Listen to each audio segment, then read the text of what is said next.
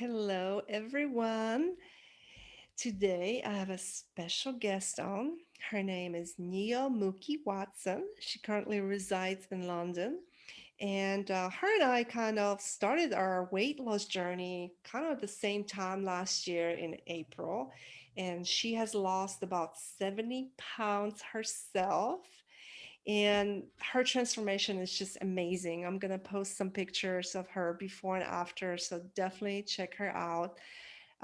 She shares her journey, how she lost the 70 pounds, how she's maintaining things that have helped her um, continue the fasted, focused lifestyle. She's truly my soul sister. I really, really enjoy chatting with her, and I hope you guys enjoy listening to what she has to say. I hope you can learn from it, and I hope it inspires you and your journey. Of course, everything that we discuss here is for information only. It's from our own experience. So before you start any kind of journey, weight loss, fasting, workout, always consult your PCP before you start. Hi, Neil. I Hi, love Monica. your t-shirt. The future is female. That's super cute. Absolutely, I love it. absolutely. I am so, so excited to have you on the podcast and on the YouTube video as well. This will be posted on YouTube. I've been following your journey for quite some time and just Yeah, reading about you and just like who you are. I was like, you are my soul sister. absolutely. The So feeling is absolutely mutual. thank you. I love it. So for those out there that don't know you, can you Mhm. give just like a little summary about yourself and then we'll go into the fasting and all the other stuff, like how much you've Okay. lost and all that. Yeah, we'll do that. Okay, so my name is Neo Mookie, as in Neo Mookie Watson, as in Neo from the Matrix, the one. Um, I'm a 41-year-old Botswana born. I am living in London. I've been living in London for more than half my life now. I came into London in the sort of 2000, and I live in London married to a Scottish.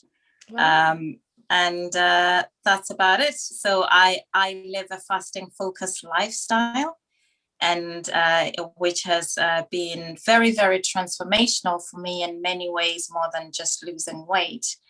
And I now spend my life outside of my day job, basically looking to encourage and support as many people to basically follow this lifestyle as well, because it's just so transformational. It's all about a self-awakening, you know, and being able to really, really reach your full capacity as a human being. So that is who I am and what I'm about. I love that. And that's 100% true. I feel the same way about Yeah. fasting. Like Mhm. it wasn't just about the weight loss. When you start to fast and you start to transform your mind and how you think Yes. and Yes. there's just so much more to it than just the weight loss. And like I Yeah. hope that this will help, like our conversation that will help people understand that weight Mhm. loss is just a small part of it. I mean, it's a great Tiny. tool for losing weight, but there's so much more when it comes to fasting. Yeah. So, very beautiful story. I love it. I mean, like from Botswana to London, London. married to Scottish, like, oh, I I want to know. know more. Yeah, yeah. So, Monica, as you know, I think a lot of people who follow me know I was born into poverty in Africa, in Botswana. I was born in the early 80s when Botswana was still kind of up and coming. So, Mhm. being born in rural Africa, I am partially sighted. I'm partially deaf in one ear. I was born with a Wow. terrible speech impediment, and so to have made that transition from kind of coming from that background to being where I am, where I don't know if I mentioned this earlier. My day job is that I am an investment manager. I look after um, assets for institutional clients, so pension funds, mutual funds, Mm. life insurance clients. and it's over 200 billion. So that is what I Wow. do as my day job. So to have made that transition from that young girl, picture the girl who is coming from a village well, carrying a bucket of water on my head, to where I am right now. This is why I am so passionate about human capacity. And of course, having grown up like that, I am no stranger to hunger, because having grown up there, you know, I have known what it is to be hungry. So fasting was kind of the return to source for me. Wow. So so which is why for me, fasting was more than just about weight loss. It was about kind of really remembering and that actually there is a lot that we all have to offer as human beings, that human capacity that gets lost in the noise of this world. And actually fasting is what really brought me back to that self-awareness and that self-awakening, and then being able to unleash that human capacity. That is what has brought me from my origins to where I am at the moment. Wow. That's so amazing. How old were you when you moved to London? I was 19 when I moved to London. Wow. And I had my backpack. That's all I had, my belongings. I only had a backpack, and I didn't know how the money worked. I didn't know where I was going. It was pretty exciting and very scary at the same time. And I didn't have any family in London. All of my family are still in Botswana. So I did have to grow up very quickly in Amazing. a new environment. And obviously I've managed to adapt, and I've been here for more than half my life. I mean, that's incredible. This is just the proof, that anything is possible. Anything is possible. Anything you put your mind into. Look at you going from that lifestyle to Yes. becoming one of the, managing 200 million or billion investments. Billion. Oh my gosh, that's amazing. Do you work from home at the moment, or at the moment I'm working from home? It's been over a year of working from home, because obviously London just shut down with COVID, and we've been sort of under lockdown and very short spells of being allowed to kind of mix with society, but mostly it's been a lockdown for over a year. So I actually love working from home, but I still miss my colleagues. I miss that human contact.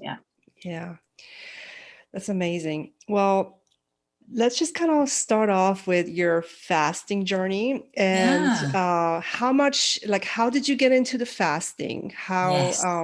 Let's start off with that. How did you find fasting? It's a very strange story, and it again comes back to what you and I talked about, Monica, about fasting being more than just about losing weight. Mm-hmm. So I had just lost my dad in 2019, and I was kind of going through the process of mourning him, and so I had YouTube in the background.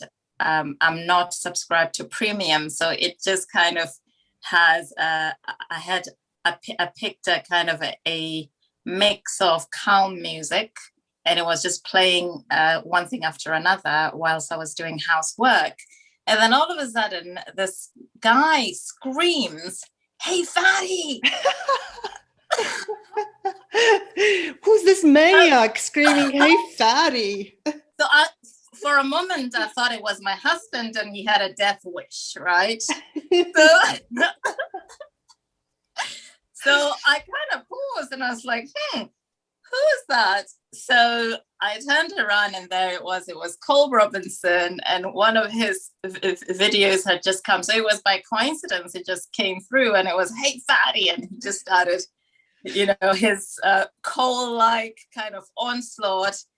And it did catch my attention, and I paused and I listened, and then it got me thinking about fasting and actually doing more research on it. And actually at the time, Monica, I was desperate to find something to manage inflammation because I fell from a tree when I was a child and I have a shoulder injury from that. And I was desperate to find a non-medication route towards managing the inflammation and the chronic pain. So that's what got me into fasting. It wasn't losing weight per se, although I would say that all of us women especially, we are having this constant journey of trying to make sure that we are a healthy weight. But my primary driver was to try to use the fasting to manage my chronic pain. And as I've said to you, Monica, what that did is that I got into it, and it was very, very difficult for me at the start. And I'll tell you why. It's because, as I mentioned, I manage about 200 billion plus of assets. And, in the city, it's a very fast, heart-driven world. It's a world where it's very easy to lose yourself. It's a world where it's very, very easy not to put yourself first. And so I've lost myself. And I had this chronic pain, and I was medicating with a glass of wine every night. And then a glass of wine turns to 2 glasses of wine every night. And then you kind of drink a bit more at the weekend. And then you get into this gray area where you're not quite an addict, but you're using alcohol and other things to meditate. Sorry, to medicate. Medicate, yes. So exactly, to medicate. So I got into that cycle. So what fasting did for me is that I started it, and it was very, very hard. Some people start fasting, Monica, and immediately they can do 48-hour fast or 72-hour fast, or they could do a week. For me, it was hard because I had to undo the habits that I'd fallen into in order to manage the stress and the stress from my job, the stress from my lifestyle of commuting and being on the road, going all over the world, meeting investors, etc. So it took me quite a while to get into it. But once I got into it, and it took understanding the science behind it and just doing it and developing a routine, and a routine that worked for me to basically see results very, very quickly. So in terms of my journey, so I went from about sort of 94 kilos to about 59 kilos, which is about sort of a 70-pound loss. And it happened, a lot of it happened in a short space of time. Sort of when the lockdown started at the beginning of 2020, I really took it seriously, and I just went into it. And it took me sort of 6 months to kind of get from that highest weight to my goal weight. And I've been maintaining since, and obviously kind of experimenting and tweaking my routine, and also encouraging others along this journey. But so 70 pounds. 70 pounds in about 6 months. And that's actually the same thing. My journey kind of started right in April, kind of similar with yours. Exactly. And I know. Majority of my weight loss was during that 6 months. So I love, we could have been fasting together. We honestly are. And I'll come back to one of the things that I've the biggest thing I've gained from this fasting focused lifestyle. So Monica, in Zulu, so I'm part Zulu. I am part of the tribe of the Zulus, being from the Bantu origin in Africa. The greeting in Zulu, saying hello, is Sawubona. Sawubona. Sawubona means I see you.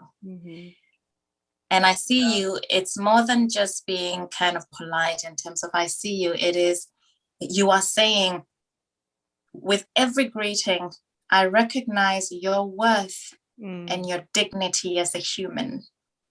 And, for me, I think that my philosophy is that we are all linked to source, right? We're all human beings are linked to source, in the same way that you've got the sun and then sun rays, right? Yes. So there's the source, we are the rays, sun rays. We are all linked to source, and we are all linked to one another. And then what happens is that life happens. Situations happen, the traumas of life happen. You medicate with alcohol like I was, and then you hide all of that with binge eating, and it creates a lot of noise. And then what you feel, we get into the cycle as human beings where we are walking around. We don't see our self-worth, we don't see our self-dignity, and we don't see that in others. And I would say that fasting caused me to have that self-awakening of basically decluttering my world, decluttering, my spiritually, mentally, physically, for me to be able to really mean it when I say to you, Monica Sawubona, I really see you. I see your worth. I see your dignity. I see my connection to you as we are both connected to source, and which actually builds into my philosophy. And for people who follow me, you will see that my philosophy is that things become easier where you do things from a place of self-love. So my fasting journey became easier, Monica, when I did it, when I was able to declutter through fasting and actually really go back to myself and recognize myself. And then I started doing something from a place where I was being very compassionate with myself, right? Like from a place of self-love. And then it just became easier and easier and easier. I love that, because if you don't have self-love, compassion for yourself, you cannot help others. And it kind of shows through you, it shows through your face, like you're like a ray of sunshine, like your smile, your skin. I mean, just absolutely gorgeous. And it really shows through. There's no, it's something you cannot fake. You cannot. No, and people are drawn to that energy, same thing. I get messages from people all the time. It's like, I love that you're so real, it's not fake. And I'm like, I could not be fake. I don't have that in my body. Yes, Or absolutely. the same way. And I love that, because it's so hard with social media, and there's so much out there, just more followers, more this, more that. And, sometimes it's not about that. It's like, changing one life, to me, it's more important than having like millions of followers. It's just this journey it's just absolutely incredible. And in order for you to actually experience it and yourself, you have to go through it yourself. Oh my God. If anybody had told me I'd be talking like this, Monica, about 2 years ago, I'd be telling them they're crazy. Like, I am not a tree hugger. Like, so it's like, no, that's the life for tree hugging folk. But no, so I'll like, coming back to what we've been talking about, Monica, about sort of being real, being authentic to yourself, and actually doing things from self-love. And I think for me, people come to me and it's like, okay, Nia, tell us how to do it. Shall I just buy snake juice? I'm like, okay, that's fine. I can arm you with the tools that will help you support your fast. But you've got to do this from a place of self-love. And when you do that, that's when you are able to keep carrying on. When the scales don't move, you still carry on. When you make a mistake and you think you've messed up, this is not a cult. It's not a rigid diet where we're counting macros and we're weighing stuff.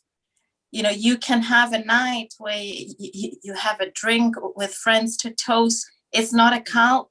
So you are actually literally, it's a lifestyle. You're doing it from a place of self-love.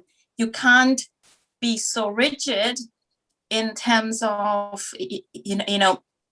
any diet that is prescriptive and that is super rigid isn't sustainable. It's got to be a lifestyle. Yeah.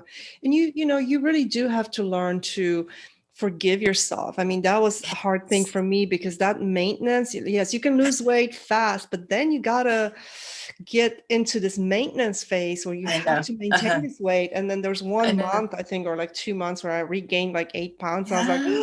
Yeah. oh my gosh, I'm freaking out, you know, 'cause I had a cheat meal. And and I see this all the time in people, and it's just really kind of forgiving yourself, being able to Mhm. forgive yourself and Yeah. learning, you know, living through your mistakes and not like beating yourself up if you eat Yes. something bad or have a glass of Yeah. wine or a cheat meal. You know, we tend to be so hard on ourselves, and what happens usually, we actually go deeper and into the binge because you're like already Yeah. messed up, so I'm just gonna Yes. go all in. That is such a bad way of thinking. And Uh, I've done that myself. I've made a lot of mistakes. And yes. again, it goes back to just being compassionate with yourself and Mm, mhm, loving yourself, forgiving mm, yourself. yeah. When you think of yourself as like your best friend and how you would Oh, treat your best friend, yeah. you start to change. Like we are so hard on ourselves. Like we really are. Mhm. Absolutely, Monica. Which is why I've just been so drawn to you throughout your journey, because I can see a lot of that, all of these things in you as well, right? Which is why your journey has been super inspiring to me personally. And I think, Same. so, all of us get into patterns where you get into a negative loop, right? Hmm. It happens. You Yes. get back from work, you're tired, you have a meal, and you're lying on the sofa and you binge watch something and you fall asleep on the sofa. The lights are on, and then you wake up the following morning, you're groggy, you're tired, and then you think, oh, I'm just gonna rest today, and then you binge eat, etc. And that kind of negative loop kind of keeps going Mhm. on. And I think It's like a a lot vicious of it cycle. happens as Vicious cycle. It really it's is. a vicious cycle. And I think why it's important to walk this journey from a place of self-love is that you are able to kind of pause and say, actually, okay, I might have messed up yesterday and had this massive cheat meal, but it's okay. It's a lifestyle. I'm not on a cult. This is not a cult, Hmm. right? Right. I can Yeah. easily come out of that loop and actually get back on track, and it's okay, right? Absolutely. So Yeah. so even though I have my a routine that is has basically worked for me in terms of losing weight. I did rolling 48s and 72s during that phase. I Mhm. never really went Same. That's into what I did as well. long fast. I know, because I've been watching you as well. I thought you and I had exactly the same journey Yeah, at and we exactly the same didn't time, even right? plan it. We did it at the same time. We did not even, I you did know. the walks and the 48, 72. So Yeah. yeah, tell people about what your plan, what you used to lose the 70 pounds, Mm, like exactly. okay. Yeah. So for me, the key ingredient starting is, again, you need to walk into this journey from a place of self-love again, and Absolutely. But compassion how with do yourself. you, Yeah, okay, yeah. so I'm Yes, sorry yes. to stop you there. So for Mm, somebody that doesn't have self-love and wants to start yeah. fasting, how do you walk into the Uh, self-love if you don't have it? You're very harsh and you're like, how do you start? so I started by kind of so first of all, starting fasting, I needed to kind of do my own research about fasting. As I've said, I heard Cole talking about it, and I did quite a lot of research because I needed to. There's a lot of negative connotations about fasting. It's Yes. bad for you. It's gonna slow down your metabolism. Blah blah blah blah. And we are taught that you've got to eat sort of several times a day. And I had to kind of educate myself in in order to know that I was walking into a safe space, Mm-hmm. right? And then I started fasting. So my routine, the routine that actually helped me lose weight, was doing fasting as long as I could. I used snake juice initially, and then I ended up integrating dry fasting. So rolling 48s and 72s. And then I did Which means clean for those who refeeds. don't know, it means you fast for 48 hours, then you Mhm. refeed, then you fast for Yes, 72 hours, then you refeed, and refeed. then you do Yes, the same back and forth rolling. Because I've had people ask me exactly. that, what does that mean? So, Oh, okay, exactly. I, and before you and started this, you've never fasted longer than like I 24 had never hours. fasted So you before. jump right into it without previous fasting experience. I didn't have any fasting experience, but I'll tell you what. So as I said to you, Monica, it was tough for me at the start because I'd had a very unhealthy lifestyle in terms of just eating rubbish and drinking. So when I started, I tried to do a 48. It didn't work because I think Cole's suggestion was, okay, start with a 48. That is where the self-love came into place, because I was kind of beating myself up thinking, why can't I do this? And then I had to kind of get to a point where I was like, okay, I've got to listen to myself. I've got to be compassionate with myself in order for this to work, because I kept trying. And for me, it was hard. For some people, it's easy. For me personally, it wasn't easy. So I started then kind of listening to my body. So initially, I then did kind of clean clean eating OMAD. So 48 wouldn't work. So I thought, okay, Neil, try OMAD then. That's what I did. So I did per day. 1 meal a day. So I started with that. And even that was a challenge, because obviously I had a lot that I was carrying inside of me in terms of the bad habits that had built up in my body. Yeah. So I started with my 1 meal a day. So I basically said, okay, I can't do 48, go back to actually doing what I can do. So I did 1 meal a day, refeeding clean, sort of. So I followed the Cole's guidance about having kind of high protein, high fiber, high fat refeed. So very, very clean. And I guess that, for me, I think it's all about trying things and finding what works for you. For me, it just so happens that that worked for me. For some people, it won't work, right? But for me, it worked. So I did that for several weeks, 2, 3, 4 weeks, just really, really doing that. And throughout that period, I was researching about fasting, about ketosis. I didn't know any of this. I'd never. So I then spend a month kind of getting keto adapted, right? So by the time I was ready to then extend my fast, it was a lot easier, because I was coming from a point where my body was basically adapted to kind of fasting, to being in ketosis, and I was basically checking my levels of ketosis every day, etc., etc., and then transitioning into longer fasts such as 48s and 72s then became easier. So that is how. So for me, a journey of being kind of kind to myself has had to come about by kind of trial and error, Monica. It doesn't come overnight. Even now, I still, there are times where I'm so hard on myself, like, oh my God, I just binged last week, right? But it's a constant journey. It's about constantly kind of reminding yourself that it's okay to not stick to plan, as long as you are able to go back onto it again. So it was the fasting, and then refeeds or eating when you have fasted. It's so important what you eat. As you always say yourself, Monica, you don't want to undo all the hard work. Just to kind of go back to, and I'm glad you mentioned this, because I do find it that sometimes people are so hard on themselves. They're like, why can't I go over 24 hours? Why can't I fat? It's just so hard. And like, you are just an example right there.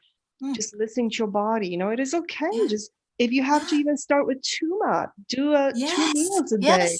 You are your own, you listen to your body, your mind. Sometimes your mind needs healing. Fasting is so mental. Like if Yes. you are not mentally prepared, you're not going to be able to do it. And that's happened to me. And I've done, my longest fast was 7 days. And I still get to moments where I can't even go 48 hours because my mind is not there. So it is okay. If you're out there, one of those people that, you beat yourself up because you cannot go longer than 24 hours, that's Yeah. okay. Just keep going. Mm. 24 hours is okay. It's Maybe still good. it's Yeah. still good. It's still Did good. you lose Yeah. any weight? Like, did you Yeah. lose some weight during those 24 Mm, hours when you did the mm. OMADs Yeah.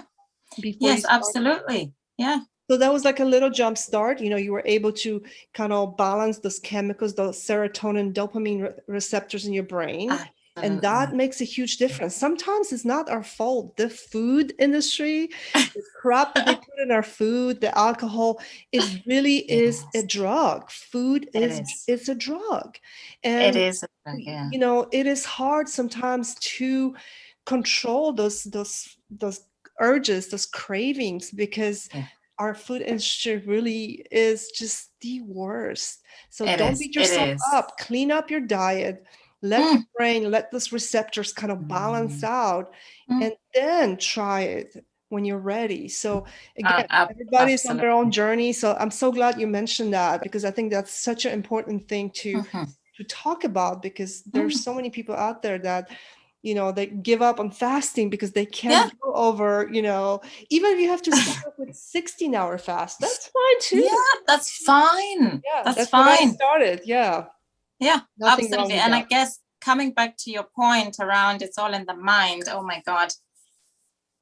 This is so spot on, Monica. It's all a mind thing.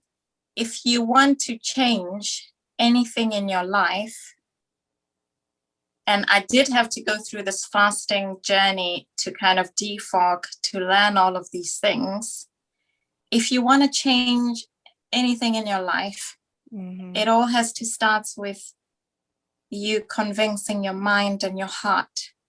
Yes, absolutely.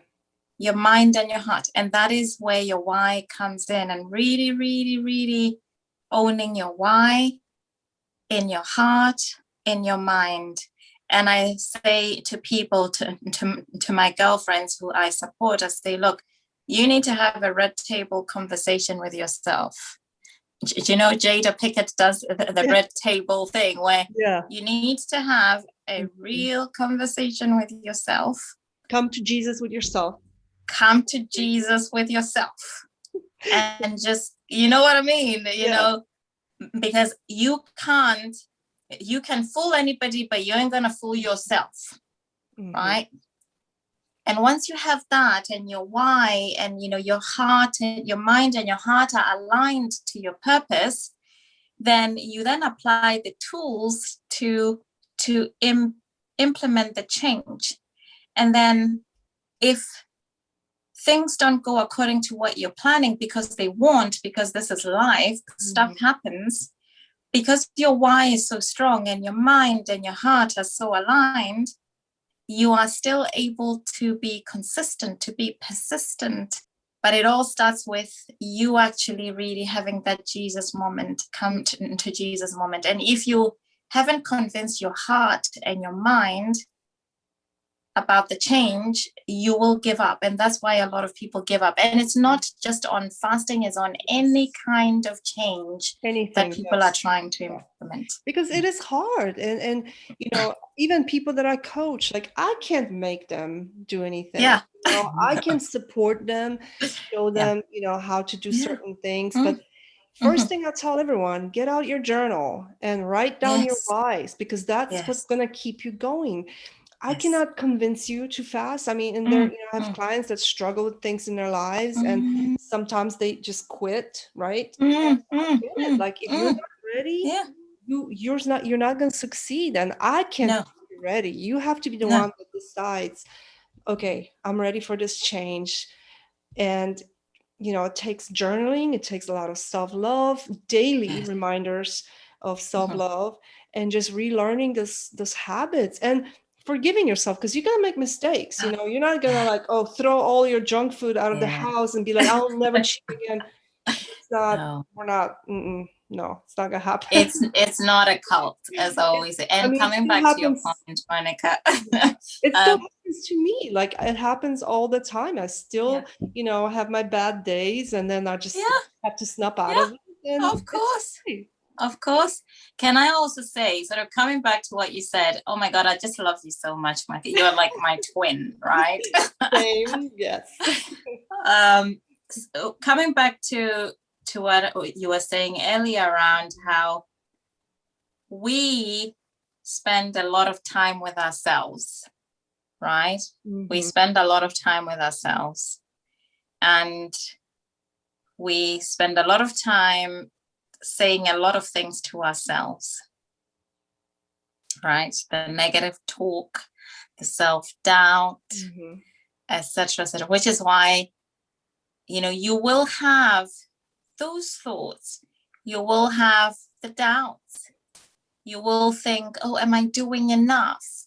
And I think, which is why it's so important to basically walk this fasting focused lifestyle from a place of compassion with yourself and self-love, and basically being able to engage with those kind of thoughts from a place of positivity, to say, actually, but you are on this journey, you've learned this, you've achieved this, be grateful for this, celebrate this, look at how many people you are encouraging to basically change their lives, Monica. Do you know what I mean? It is about kind of constantly being able to speak positively to yourself as well whilst you are on this journey, because even us, Monica, who have lost weight and are being looked up to by others, we do still have this journey as well, to maintain, etc., etc. And it's just important that, for it to be a lifestyle, you have to be able to ingrain that kind of positivity and know how to engage with the negative thought processes that might arise throughout this journey. Absolutely. So how do you manage those negative thoughts and things that happen, or not maybe binges, or maybe things that happen throughout your journey? How do you manage those things yourself? Okay, so it's very interesting, and some people might think that it's some kind of tree hugging stuff, but I believe everything comes from love. I believe, because I think everything comes from source, from love. Some people call it God, some people call it source. Everything comes from love. And I feel that when I have negative emotions or negative thoughts, I feel that those are triggers for me to reaffirm my love for self. So when I have a negative thought to the point of, okay, Nia, but you had a glass of wine yesterday, it's kicked you out of ketosis, then I'll be like, yeah, but I'm killing it still. I'm still, eating clean, and I'm on this fasting focused lifestyle, and I'm a boss bitch. Do you know what I'm saying?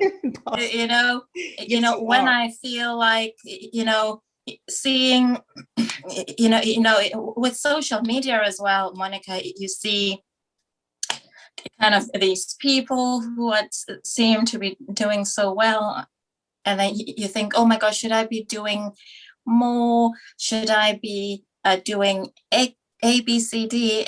And then I have to pause and say, okay, Nia, you grew up in rural Africa where you had nothing. You grew up in a mud hut.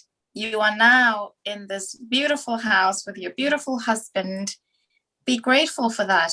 So it's being able to, for me, I feel that even those negative thought processes are a way of linking me to source and to love. They are triggers for me to be constantly reminding myself and speaking positively to myself. So every time a negative thought arises, I counter it. I'm like, yes, but I'm a boss bitch. but I'm this, Yeah. but I'm You doing this, basically etc., turn etc. it into Mm, gratefulness for how grateful yes. you are. And gratefulness does that. Like it really, when you wake up in the morning and you are grateful for Yeah. what you have accomplished, it just really changes that energy about your Yeah. day, your life. Yeah. So learning to be grateful for the things that you do have Mm, every single day.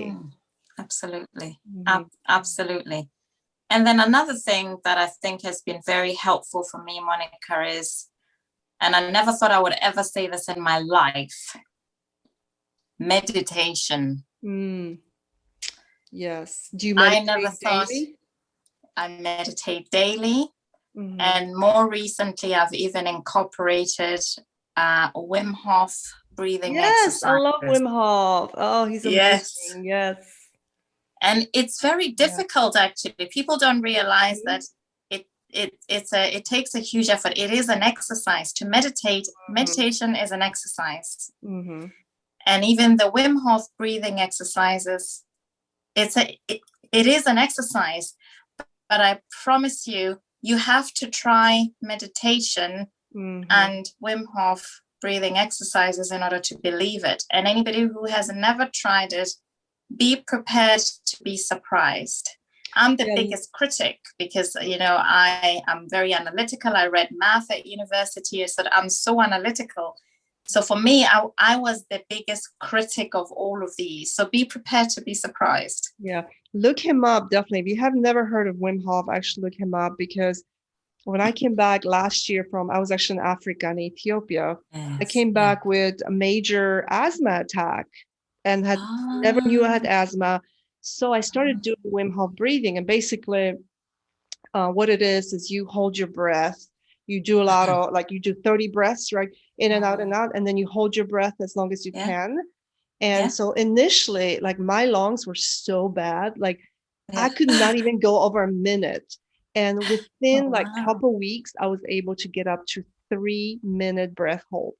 Yes. So and it's just it's something amazing about his breathing method. Like look him up. I don't want Yes. to go too into it right now because we would need like Yeah. another podcast about it, I but know. it's incredible. Like his story is so incredible. His wife committed suicide, and that's when Yes, he he did. started She did. getting Yeah. into like the cold and breathing and all that Mm, stuff. So if mhm. you're interested in learning meditation and breathing, look him up.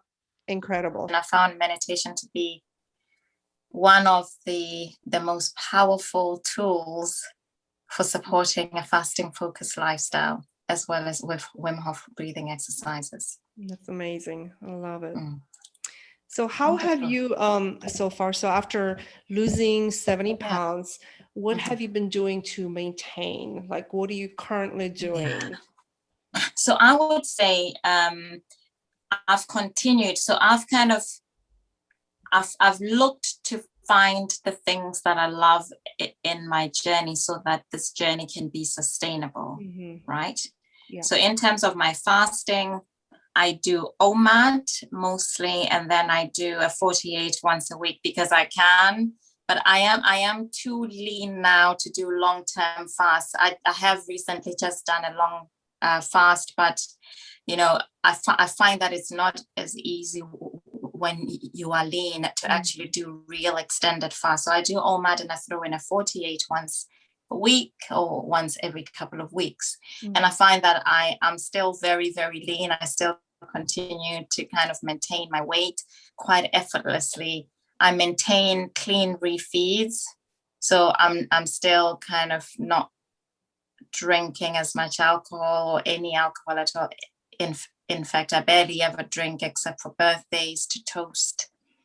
And then so keeping my refeeds clean and tight eating windows. So I'm really maintaining the things that have got me to where I am, the Mhm. habits.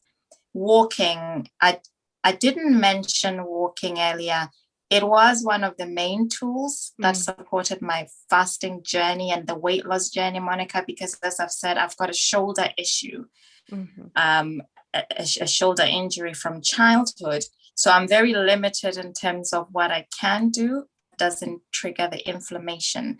So walking was great. And I So did a lot of did you that.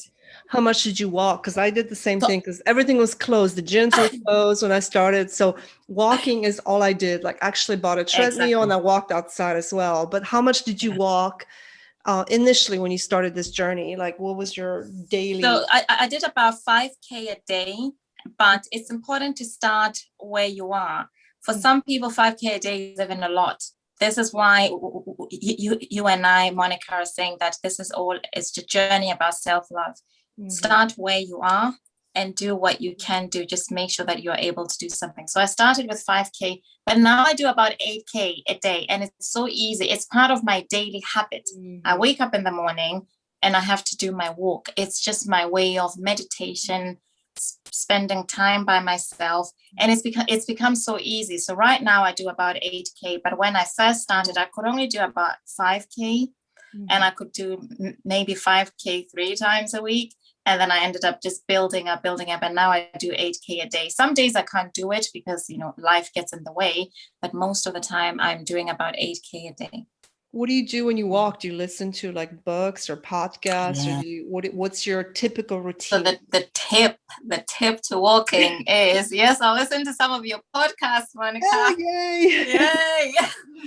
That's And awesome. so listening to podcasts. So my tips are, call a friend, because I promise you the journey goes by so quickly. You won't even realize you're walking because you're busy yapping, People are so yapping. busy. Yes. I know. Yeah, Occupied. you're busy. It's so call a friend. You could listen to a podcast. I also listen to audio books. I love reading. I have shared some of the books that I've read. I think you and I read almost the same books as well, Monica. It's all about this kind of, because you're my twin sister, obviously. I know. Exactly. I promise you, everybody, we are not exchanging notes. It's just happened. It's coincidence, right? Everything you say is exactly what I do. It's like, and we haven't even spoken before. I know. Week, really. I know. Yeah. But I found that the more I did it, the more it's just become a part of me. I have to wake up, and the first thing I do, which is why repetition is important in this journey. Fasting, you just have to keep doing it, and the more you do it, you get used to it. Repetition forms habit.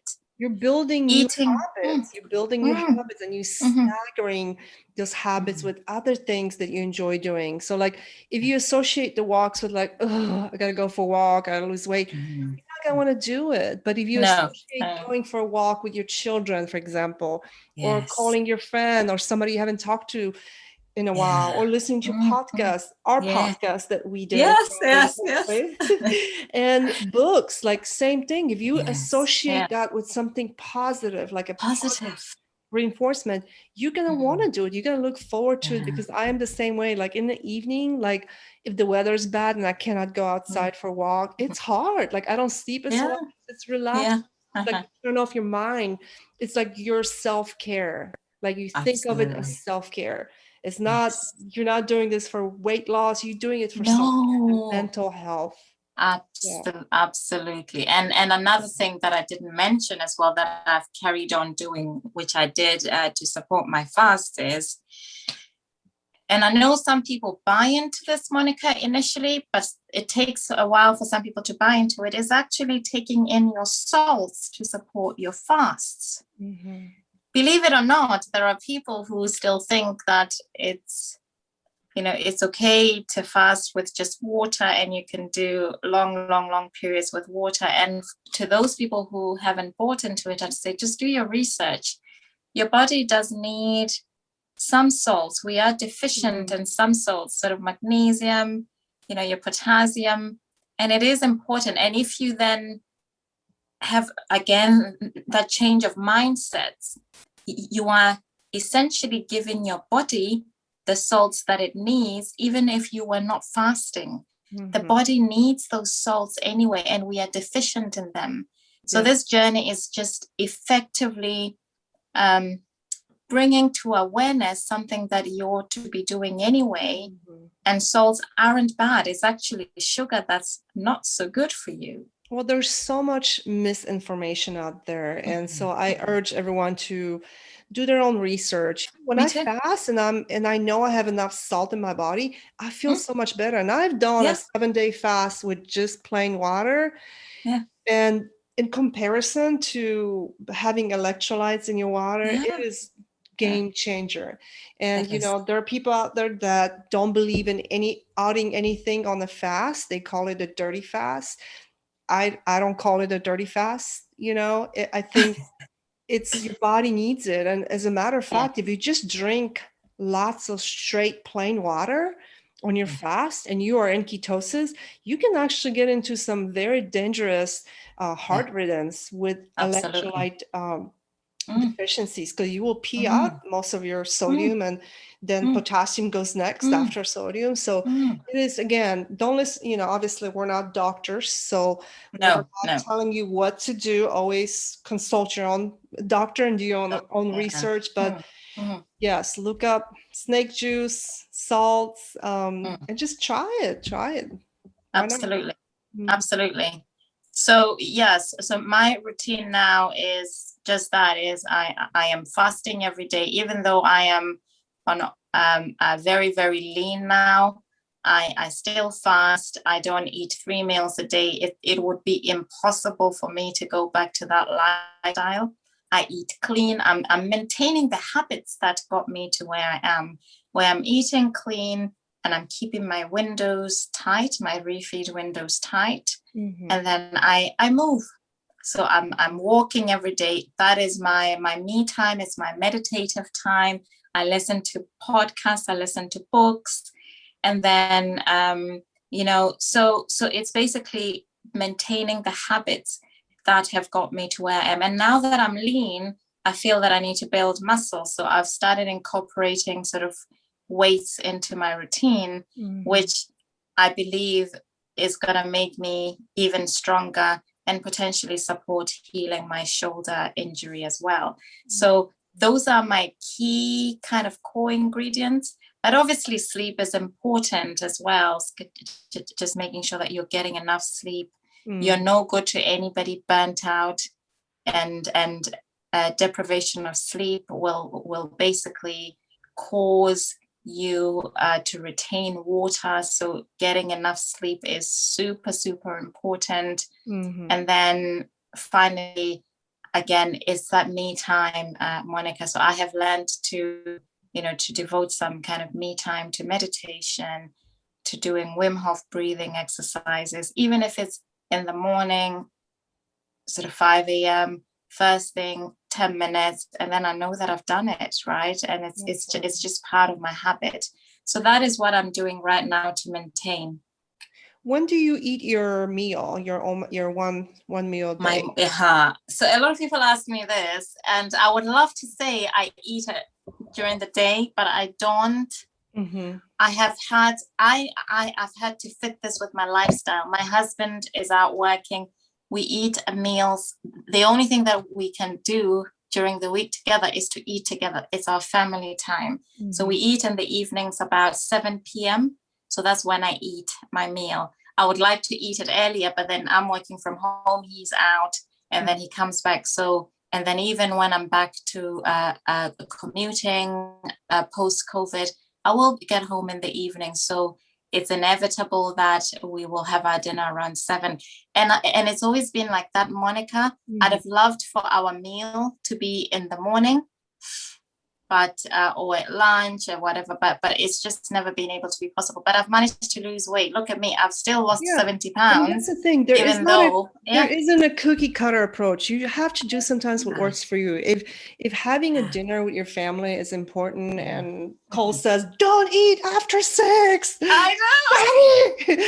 then you know what? Yeah, Sometimes, I mean, look, you've lost weight. I eat in the evening yeah, myself. I don't yeah, eat super yeah, late, but sometimes I yeah, eat at 7 when I go yeah, out to dinner with friends.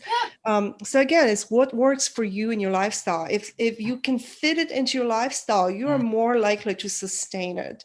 that's it. Can you like share what you normally eat? Like how many calories do you count Yes. calories, or how much? What do you normally? So again, with food, there is no one size fits all because if you are going to give somebody a prescribed diet, it's going to fail. Yes. All of us, every individual, you need to find what you love to eat that basically is going to support your journey. So for me, what I love to eat is, and I have kind of 5 tried and tested meals. So mainly protein is either kind of salmon, sea bass, so some type of fish or chicken, and it's normally grilled. And I love spices. So my husband will make sure that he does all the cooking. So I've taught him very, very well. You did. So, you sure did. Yeah. So he'll kind of make sure that it's kind of seasoned to my taste or to our taste. And then salmon, and then so protein is either chicken or fish, and then sometimes steak, and then vegetables. So usually broccoli or zucchini or green beans. I love green beans as well. I saw that you love green beans. Yes. Exactly. Or I'll do a salad. My favorite salad is like a mixture of tomato, red onions, and avocado. And I don't say that I've ever counted any calories on this journey, Monica. I'm not going to say that I've never weighed my food.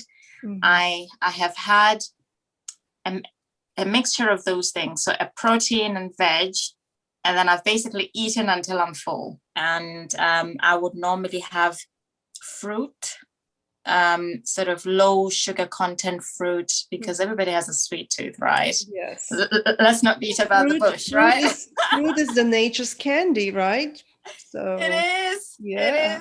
It is. So berries, strawberries, blueberries, raspberries. And the most important thing to note about food as well is that some people have families, right? And a lot of us have kids. So one of the girls I'm helping, who is my cousin, says to me, "Oh my God, I can't eat the stuff that I have to eat because my family likes this." And I'm like, okay, you need to figure out what works for you that your family will also eat. Because if you are eating something that's completely different to your family, it's going to feel like you are on a diet. It's going to feel restrictive.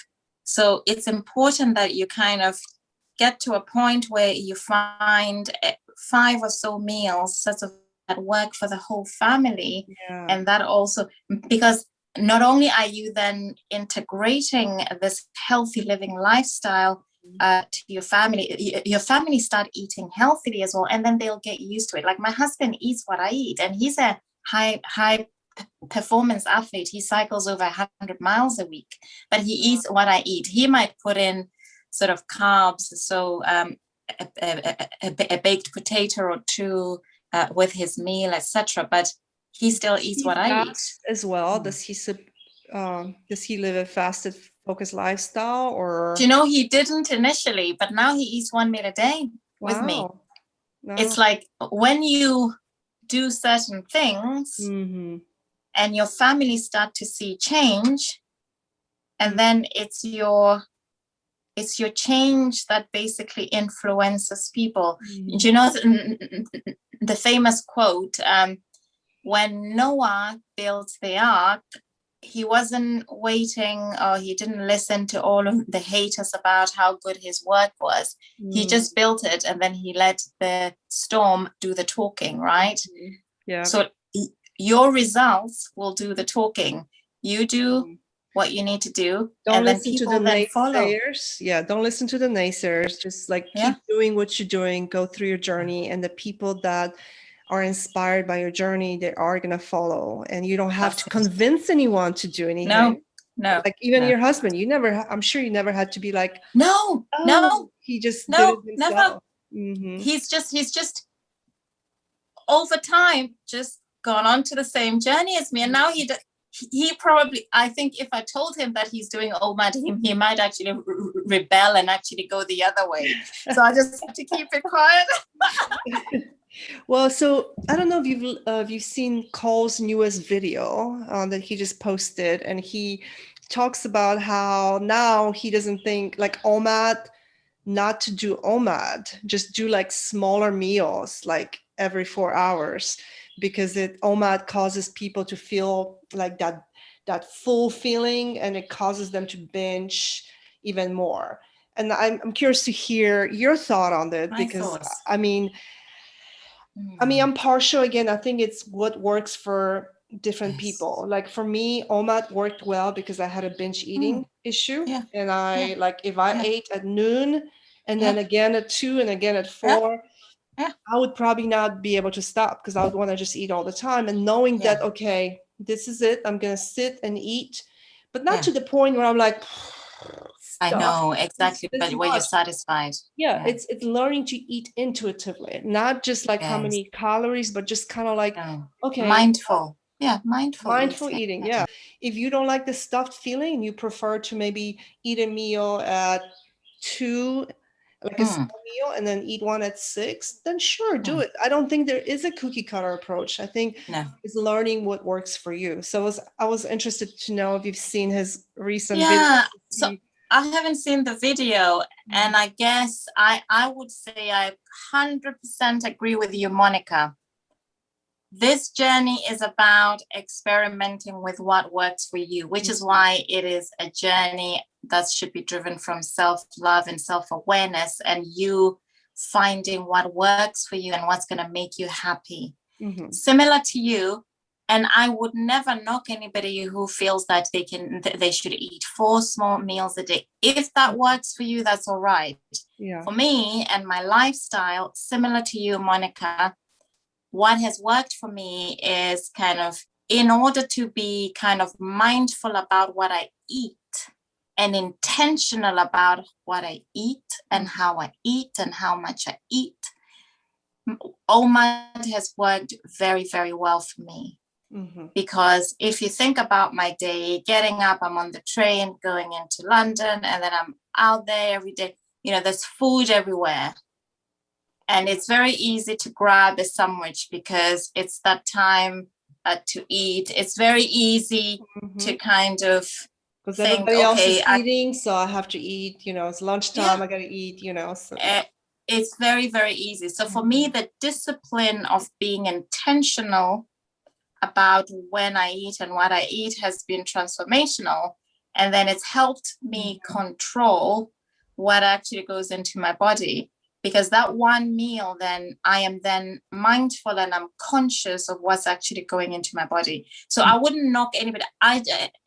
As you said, Monica, it's all about listening to your body and then finding what works for you and sticking with it. For me, OMAD works beautifully, and even it has helped me maintain my weight, continue to be trim, and I'm sticking with that. Who knows? I mean, maybe 6 months from now, you'll be like, I'm going to do 2 months, and that's fine. That's fine. It's okay to change your mind and change what's going on. This is not a cult. Absolutely. Exactly. This is not a cult. It's about experimenting with your body and sometimes finding what works for you. Yeah. And sometimes I think people get so like caught up with like, oh, now Cole says do this. Cole is learning through his experiences, people that he coaches. Like if something that he taught like 3 years ago works for you, do it. Yeah. But if you want to try something else, do it. Doesn't mean that it's wrong. Doesn't mean that he's wrong now or he was wrong back then. He's learning through his own. But I see people sometimes they get so caught up in it and they cannot get past like, okay, well now I can't do this. Well, I can't do OMAD now because Cole says not to do it. If it works for you, do it. If it doesn't work, try something else. Try what Cole is teaching now. So don't get caught up in it. Everybody is different. It's your own journey and you have to figure out what works for you. Absolutely. And I guess Cole also says that he is the first person who said it. He said, look, you have to experiment to a point where you find what works for you and then you stick with that. Yeah, but just do what works for you. Don't be afraid to experiment. Don't be afraid to try different things. There's nothing wrong with that. You're not failing by trying different things. So yeah, I love that. Beautiful. Good. So, No. do you currently coach people? Do you do any weight loss coaching, any fast? So so at the moment I'm not coaching per se because my job is so full on, but I do have women who I support. So I've got a group that's called My Life of Self-Love, and it's only because it's just a bunch of women started off as friends who were just kind of going on a journey together. Is it at on the start of Facebook? the year. Is it on Sorry? Is it on, excuse me, is It it is on on Facebook? Facebook, and What's it's the name called of the My Life of Self-Love. My Life of Self-Love? Oh, I have to Yeah. join it. Is it open for Yeah, anyone? it's open.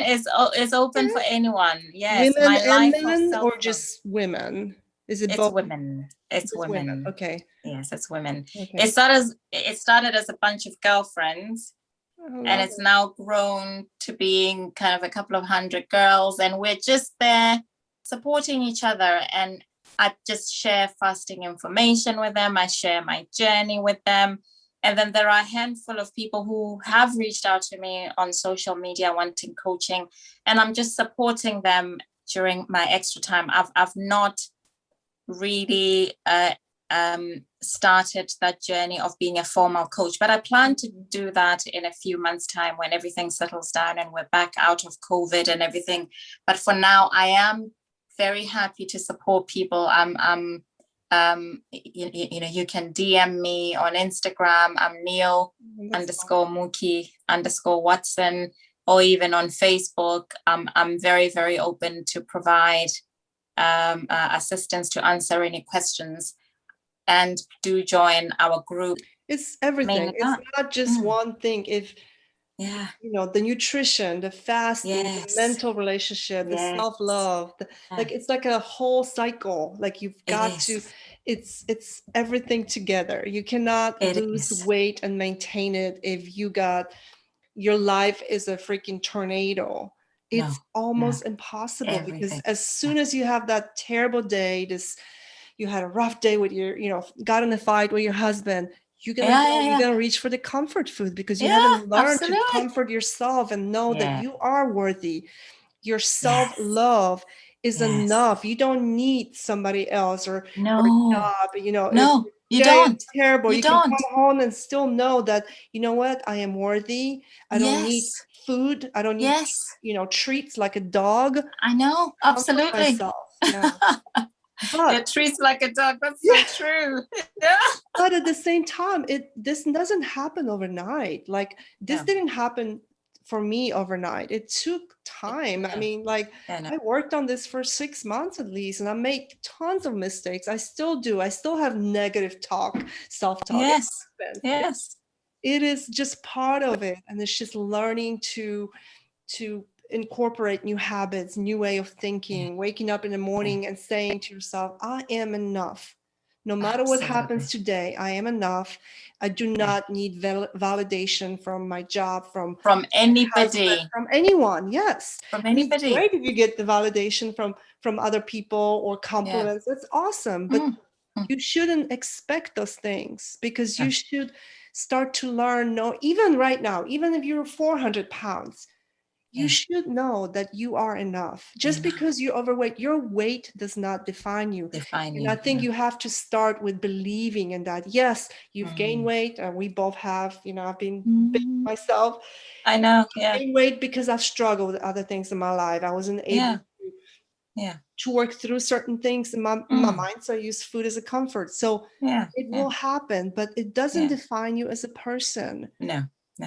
So that's absolutely. And I would also add to that I think when you are going through this journey as well, I describe it to the girls who I support that it's about progress, not perfection. Yes. It's a bit like, archery. With archery, there's the big red dot in the middle, and then you've got the other circles around it. You are not going to always hit the middle. And just because you're not hitting the middle doesn't mean that you're not succeeding or that you're not making progress. Even if you hit the rings on the other side of the outer edge of the bit in the middle, you are still plugging points. You are still making progress. Yeah. The most important thing is you are aiming for the target and you will get there, right? So I think it's important also to recognize that this isn't, it's not a journey about getting stuff perfect, getting the measurements right, because it is a lifestyle. It's a long-term lifestyle, and it's about kind of being able to recognize the progress that you're making. What are the 3 things that you wish you had known before about anything, whether it's diet, fasting, life in general? And I'm sure we probably touched on these things before, but what are the 3 things that you wish you had known sooner? The top of that list is alcohol. Good one. I want to touch on that actually, because I had the same issue. Alcohol became one of those things. 1 glass of wine, and 2, and then when COVID started, it was like a whole bottle. And the next thing you know, you're like so dependent on the wine and enjoying it, but you know it's not good for you. Alcohol is a toxin, and you mentioned this. We talked. You mentioned it before. Can you kind of touch on the alcohol and just kind of talk about that a little bit? Yeah. So alcohol is a toxin, and that's a conversation for another podcast, but it's a toxin, which is why you are, if you drink too much, you are said to be intoxicated, because you are then full of toxins.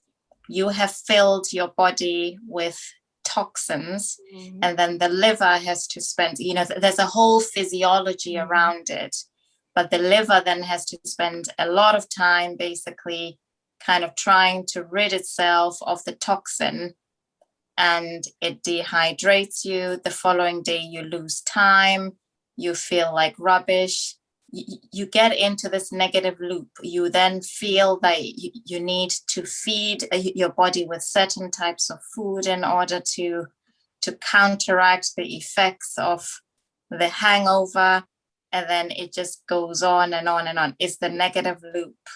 So for me, I wish I knew. It's empty calories. I wish I knew early on. I wish somebody had told me early on that actually, if I did cut back on my alcohol, my journey would get by much, much quicker, and it would become much easier in terms of my fasting, in terms of my weight loss, and also in terms of finding self and being able to see my own worth.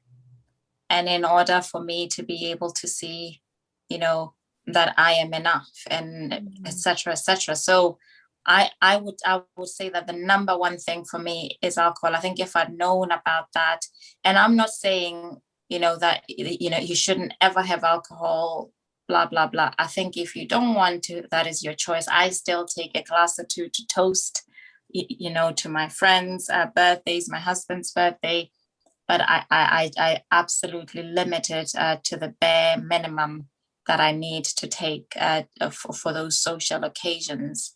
And I would say that the second thing that I wish I knew was that this journey is more than just about adjusting your food intake or getting kind of moving, etc., etc., because most mainstream diets concentrate on what you should eat, and they concentrate on how to exercise, but they basically forget that this is all about a mindset, and it's about a whole change of mindset and changing habits. And I think if I'd known, I think if somebody had taught me that at the outset, started off with that as the entry point to say, this is about a change of mindset. It's about knowing that you're worthy. It's about,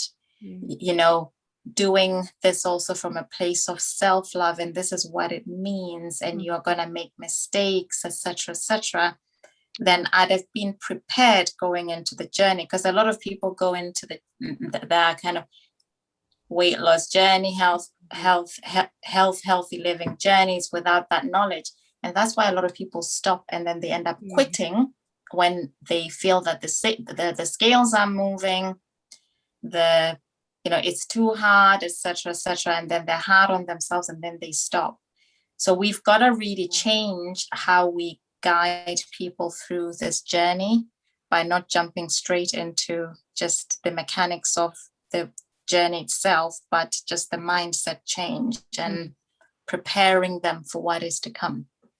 And then the final thing I wish I knew, I think I talked about this, and I think it feeds into the whole thing about self-love.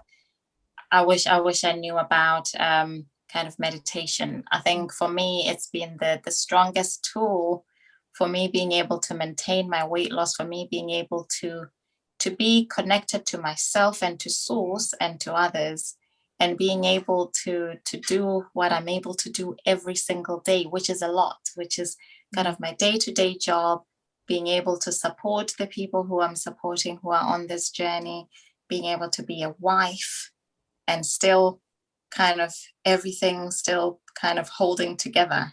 It's all down to meditation. I love that. Those are all great. Love that. I do want to go back, and I know this could be, we could make another podcast about this actually, because it's such a big issue out there, I think, and with so many people that I know personally that struggle with this. How did you stop drinking, basically? How did that process? I know, I mean, this could be like another podcast. No, it's fine. It is another podcast. Yeah, any tips for people? And I get it. Like, if you're one of those people that kind of, especially during COVID, like started drinking more and drinking more, it's not your fault. I mean, it happens, which is, it's like another comfort thing. Alcohol becomes that, 1 hour, 2 hours of just forgetting about life and the world. And the next day you get into this vicious cycle of chasing that, whatever, that feeling of numbness. You basically become kind of numb when you start drinking. What did you do to help yourself with just quitting, not drinking, and just being able to have a drink occasionally on a birthday or New Year's or whatnot? I think it happened over time, because I think I was in that gray area where you're not quite an addict, but you're, do you know what I mean? But you're pretty close. You're pretty close. So I would say that it started with the fasting, because when I started doing my kind of OMAD, because I said that I started kind of with OMAD initially, I told myself, okay, I'm not going to drink during the week. I'm going to try not to drink during the week and just do OMAD, because if I drank during the week, even if it's one glass, it's going to undo all of the work I've done all day to build up to this. And I have to say, it was very, very hard not to have a glass of wine. One of the things was to just move the bottles of wines out of sight. I mean, we used to have like a bottle of red on the counter, and then there'd always be a bottle of wine, the white, in the fridge. And I loved my fizzes. I mean, I even wanted my husband to make me a champagne room, to transform one of our bedrooms into a champagne room. So it's sort of practical steps of saying, okay, we're not going to drink during the week, and we'll leave the drinking to the weekend. Other practical steps of saying, okay, we're going to put drinks out of sight. The bottle's out of sight, then the temptation isn't there in front of you. Out of mind, right? Out of sight, out of mind. Out of sight, out of mind. And then it moved to being a weekend thing. And then we would always kind of limit ourselves. Okay, we wouldn't drink until dinner with dinner. And we'd say, okay, it would be a bottle of wine between us. And then eventually with the fasting, it just kind of evolved where my body, because I was fasting and I was allowing myself to listen to how things affected my body, I was able to really feel the effects of wine in my body. And then I didn't really care for it then.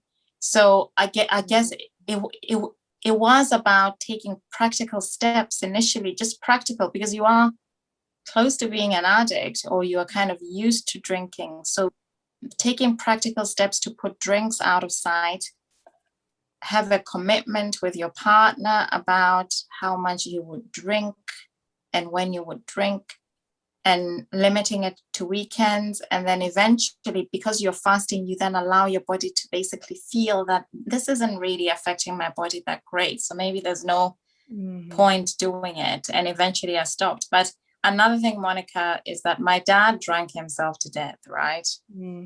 So I think part of it and was kind of driven by just recognizing that I might have gone down a very different path if I'd stuck to the path that I was going down. And it was starting to affect my productivity. It's that negative loop, right?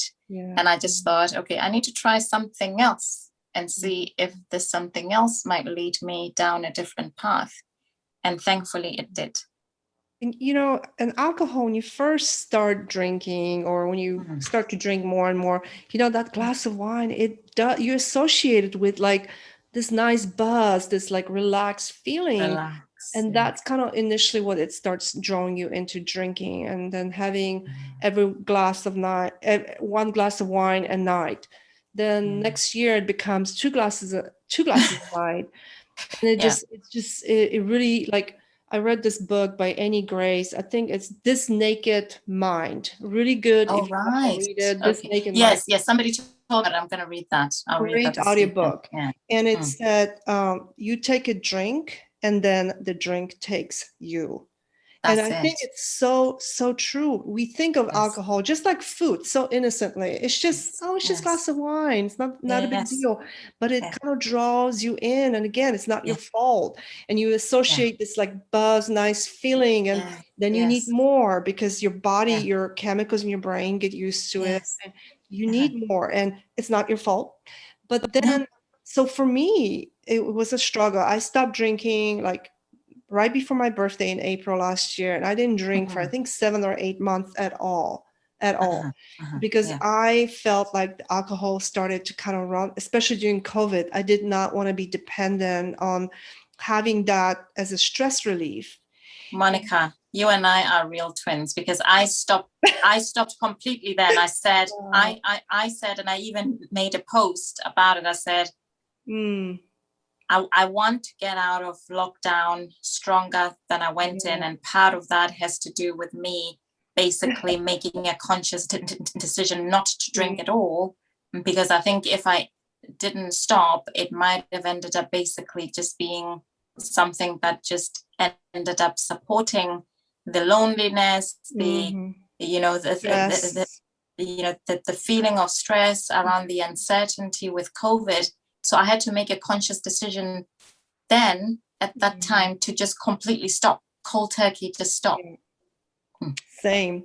And you know what helped me actually is reading that book, the Annie Grace, This Naked Mind, and associating alcohol, instead of associating with this nice buzzy feeling, started associating it with the way you feel the next day, the hangover, the headache, the grogginess, not being able to go to the gym, losing time, the cravings and all that's losing time. That's huge, waking up at 3 o'clock in the morning, because every time I drink, my body wakes up at 3 in the morning.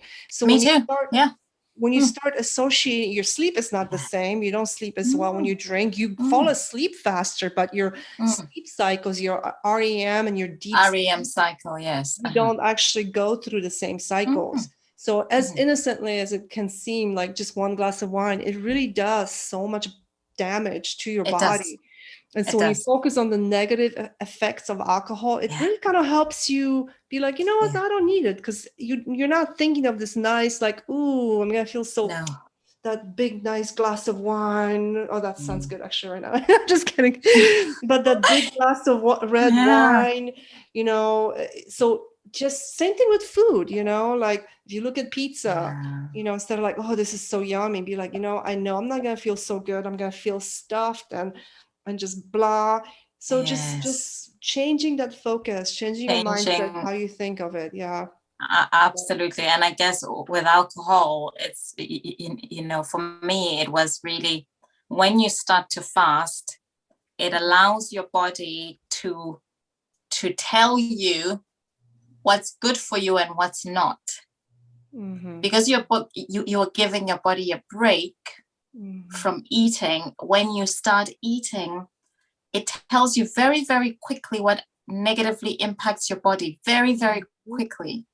So it was like that. So for me, actually quitting alcohol, like really, really cutting off completely, was easier because I was fasting, because my body was able to tell me very, very quickly, actually, this isn't really making me feel good. You know what I mean? It's just physiologically sort of, it's just not making me feel good. And I just thought, okay, what the hell?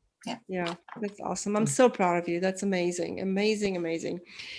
This question just popped into my head because I was just curious about That's fine. What has been your longest fast? How long have you fasted? 5 days. 5 days. 5 days. Okay, awesome. So I've done a few 5-day dry fasts, including recently. Yeah. So I do 5 days, maybe once or twice every 6 months. So I did one sort of recently because I'd had my birthday in February and then my husband's birthday in March, and I felt like I'd had a lot of cake as part of birthdays. So I needed a 5-day fast. So 5 days. I've not done any longer. No. But Neil, thank you so much. I'm gonna link your Instagram and put your Facebook group name for the ladies here. And I've enjoyed chatting with you so much. Thank you for your time. I look forward to hopefully maybe doing another topping, another topic with you, maybe discussing talking maybe about like the maintenance journey and like how to do that. Absolutely. I think that's a huge issue for a lot of people that have either lost weight and it's hard for them to maintain.